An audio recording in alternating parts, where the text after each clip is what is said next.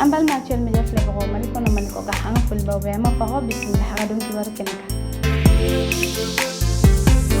amanga bidon kibaru damne ni jamana kono kibaru yawi tenedo averikalo kli wulum fla samba fla ni muganani anga jamana nyemaw ye haklina dota ko panguru fen febe bo Algeria jamana na walma kata Algeria jamana na ko ka oyoro datugu ka ke ni fonyongo ye jamana fla ni onche uyo yoro inda tugu kadaka Algeria fana ya ka yoro datugu anga jamana na mali fama ko ni sisile do ni aklina inka ube wele bla jamana deuma ugu munyu ni wati kunguru ni kono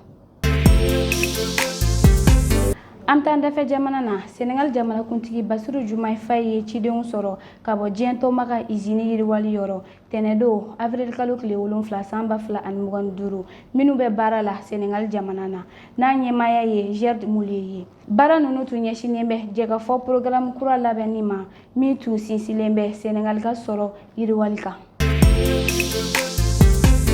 Amta Sudan ko fe kele ko ni bi ka caya ka ta fe kabini Sudan fintigila kaw ye carte mumine kokura kalo temenina El Fazer ni oye Darfur fabaye na alaminine do kabini sankele FSR fe no keme gele baye adamadeuma ani oya soro sura jamana nyama kunya sebetia ko kongo bi zamzam kan réfugié la ube wele bla jenselege nani tomba ma wala saka fere soro ni geleyena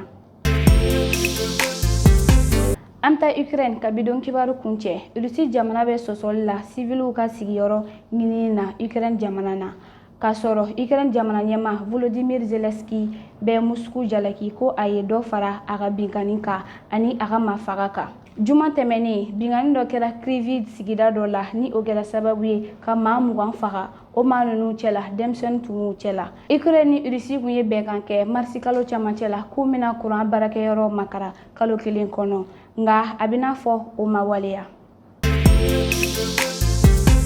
ambal ma actuel media flemo ni debe da sige anga bidon kibarula ama fo o kambe jeng wakati wele. Ce flash vous a été présenté par ETS, Sistra Technologies et l'Université Bazo.